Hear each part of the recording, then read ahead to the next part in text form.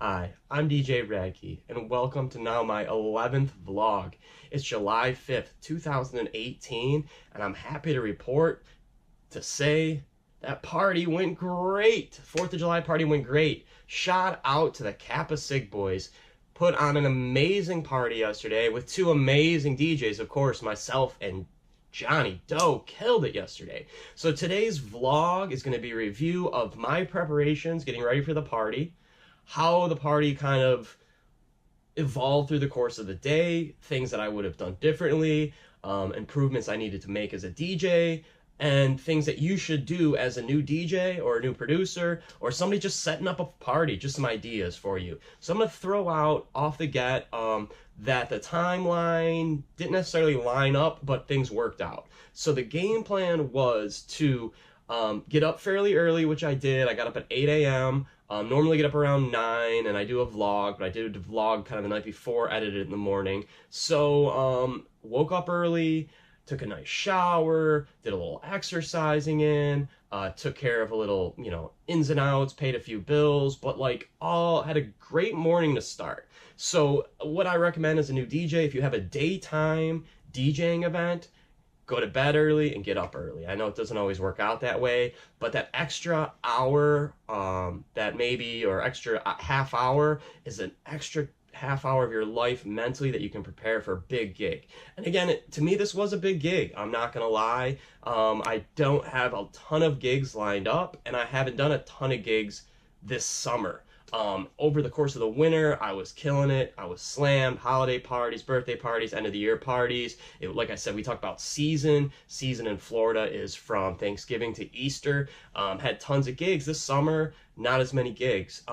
So the gigs that do come, I want to be extra prepared for, and I think I was. So I didn't spend a lot of time yesterday morning preparing my set, and I actually didn't spend that much time the day before preparing my set, but mentally I was preparing my set. Like, I knew where I wanted to start, where I wanted to be, like how I was going to kind of transition into 3 o'clock when Johnny started. So I was ready. I didn't necessarily sit down with my on my Serato and take files apart and create a 4th of July file. I basically operated from 2 files yesterday. I have a rap explicit file, and I also have a what I call rock bar file. And it's when I did fill in for DJ David Paul. He co-signed me for Rock Burger one night. He was doing a more lucrative gig.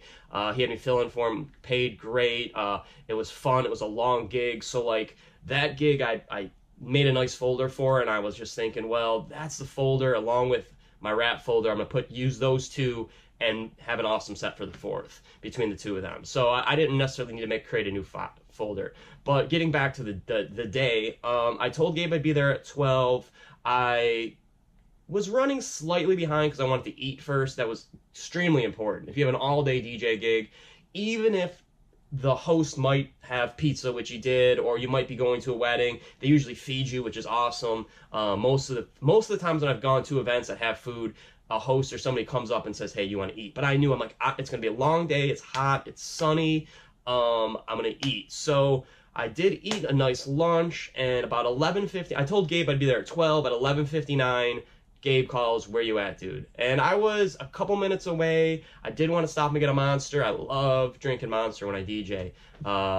I try not to drink when I DJ. Sometimes I do. I try not to, and I feel like the Monster helps. Like, it just gives me that little bit of extra craving. It's something I just don't want to drink water the whole time. So anyway, I stopped and got a Monster. That delayed me from getting there to about 12:15. So a little late. And again, I wanted to take the gig as a professional gig, even though I wasn't getting paid, but I really wanted a Monster. So that delayed me a little bit. So I got there about 12:15. So again, backed up because it's going to take me about an hour to set up. I know my setup time with a tent, it's going to take me an hour. So I already know that I'm pressed for time. One of his friends did offer to help me set up, and I just kind of was like, dude, I'm good. You know what I mean? I could have been like, yeah, help me set up, do this, but to explain to him what to do, I was better off just doing it myself. Struggled with the tent, and that took longer than I thought. So that, again, now I'm backing things up, and it's hot, I'm sweating, I'm like, you know what? Take a deep breath, relax, this tent will be fine. Got the tent up, got things set up, and it was just about 1 o'clock, and the first group of people got there, and it's always guys, of course. There was like 5 guys plus the 3 guys that live in the house, or 4 guys that live in the house, plus like 2 random girls were like the first cluster of people. So as it's right around 1, I'm thinking, okay, it's time for me to start. I got everything plugged in, ready to go. Johnny showed up with our boy Joe Campo. Again, Joe Campo is gonna be on the next podcast. Joe's jacked Italian man about town kind of guy. He comes in, he's got a presence, he grabs the speakers, let's get this party started. So now I'm like, all right, cool. I gotta say hi to Joe, like I was just about to start. I'm like, I gotta say hi to Joe, say hi to Johnny, and got a little bit distracted on the start time. So I could have started probably, would have got started about 1:10. The highs and getting Johnny set up kind of delayed, and right as, of course, as Gabe always does, being a good manager, was 1:25, came up and said, "Where's my music?" And Johnny looked over and said, "Where's my money?" Sarcastically, obviously, it was an unpaid gig for Johnny. But I got where Gabe was coming from. Hey, dude, you said you start at 1, it's almost 1:30, no music. What's the deal? So, apologies to Gabe. Should have started earlier. I should have came earlier. I probably should have left earlier. But the life of a DJ, again, we're balancing life and a DJ life, the real life DJ life. So I sacrificed a late start by stopping to get a Monster, stopping to eat. I just delayed a little bit slightly. But regardless, up and running by 1:30, I dropped my first song. 1:30, so half an hour late. But Gabe did tell people that the party was starting at 1:30. So all in all, start time was good. Setup was simple. A little DJ trick, DJ advice, I mentioned it last time, is first thing you should do is find an outlet, okay? So I, in the moment, set up the tent, set up the things, and I'm like, wow, my last vlog, or a couple of vlogs ago, I said, the first thing I gotta do is find power, and I'm not even following my own vlogs, not even following my own advice. So I did have everything set up. I'm like, well, okay, we gotta find the power now. You already got your setup, I'm not moving, I know, press for time. A little secret, open a window, power cord goes in the window, shut the window down, and you've got power. A lot of homes in Florida, I noticed, don't have outside outlets. And I've did a house party before, and that's what we did, so it got me thinking. I'm like, I do have a generator available if I need it, but generator costs money to run, and I'm definitely DJing on a budget, and it's not paid gig. So I didn't really need to run the generator. I knew there'd be an outlet, ran it through the window. It was just a good idea. It was a good idea. I could have ran one through the house and around here, blah, blah, blah. But again, open a window. There's always a plug close to a window on the inside. A little DJ tip for you. But I did unset. The game plan was from 1 to 3. Again, a late start. So it's from like 1:30 to about 2:45.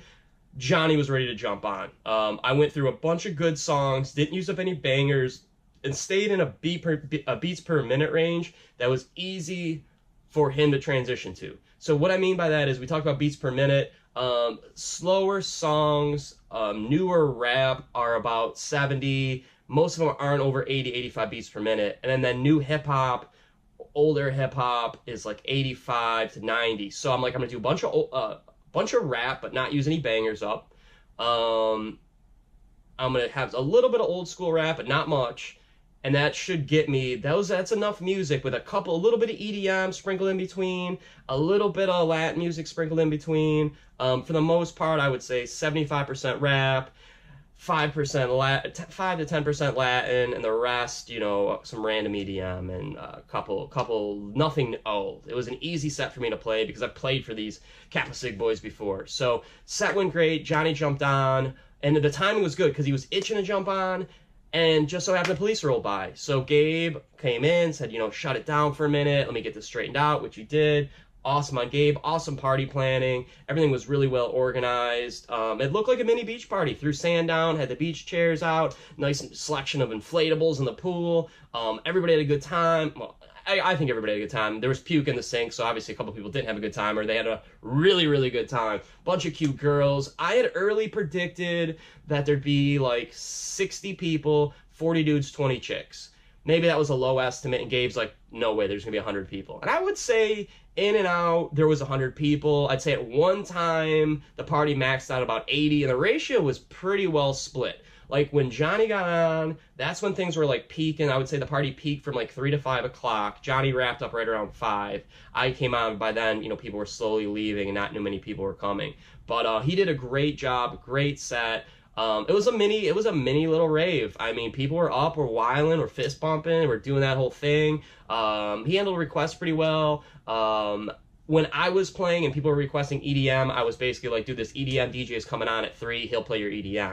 And then when he was on, if people came up and requested rap, he was like, dude, this DJ is coming back on at 5, he'll play rap. So we kind of bounced off each other. I got a couple weird requests that I didn't have, like an Offset, freestyle song, a Migos song. I have a lot of Migos. I didn't have this other Migos song.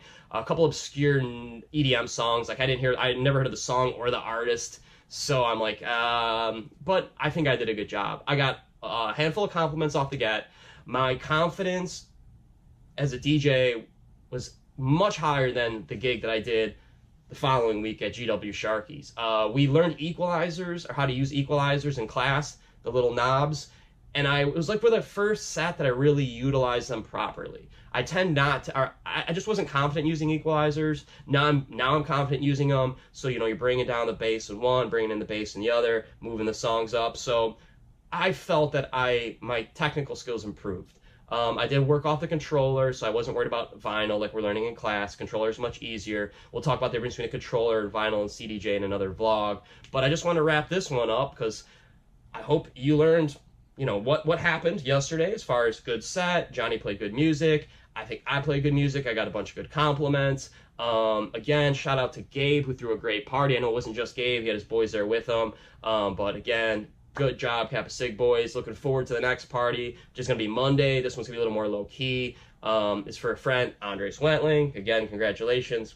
Man's got a job in Ohio. He's taken off. So we're throwing a little party for him. It'll be super easy this time because it's like I already have the music. I know the setup. You know, I know where the outlet is through the window. I know where the tent should be. There's no analysis of where the speaker should be, so I'm feeling really good about that. And that's a paid gig too. Not a lot, but it is a paid gig. So paid gigs are awesome. And like I said in the last vlog, take unpaid gigs. If you're a new DJ, take every gig you can get. Every gig you can get. Just take them all. Take them all and hope you can get paid. Practice is practice. And in fact, I need to practice. I know I need to practice. I need to practice for class tomorrow. So hope you enjoyed this vlog. I will see you again tomorrow. Again, be good to people. Be nice. Make some friends. Enjoy the day. Peace.